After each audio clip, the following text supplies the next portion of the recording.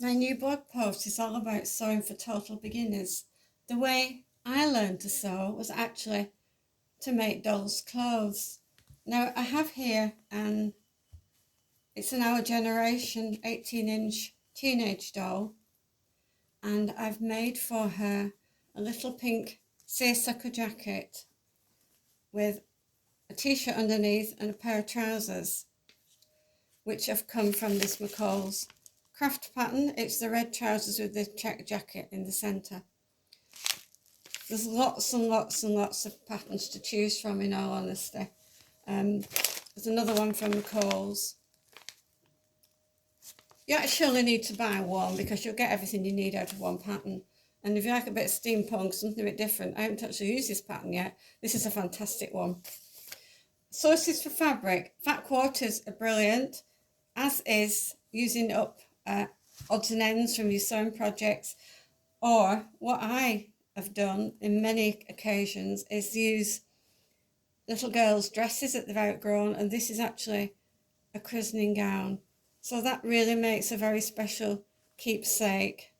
And there's actually a little pair of bloomers to go under it, which I think are rather sweet.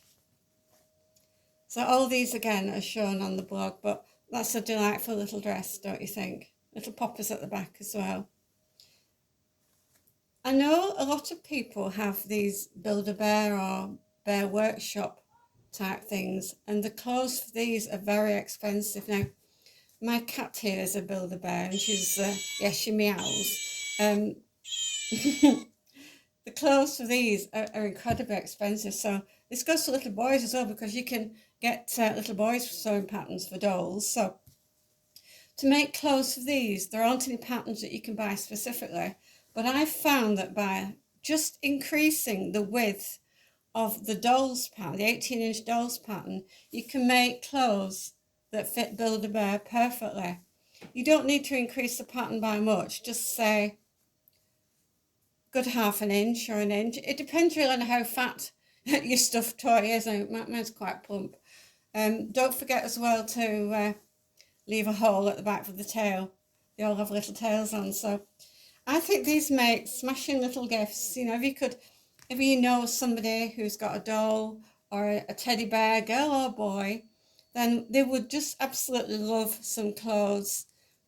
And if they have some of their own clothes that they've grown out of that they really liked, what a better thing to do for them than to make an outfit for their favourite toy out of their favourite clothes. So I shall leave you with these two. Thanks for listening. Do actually read the blog post and learn.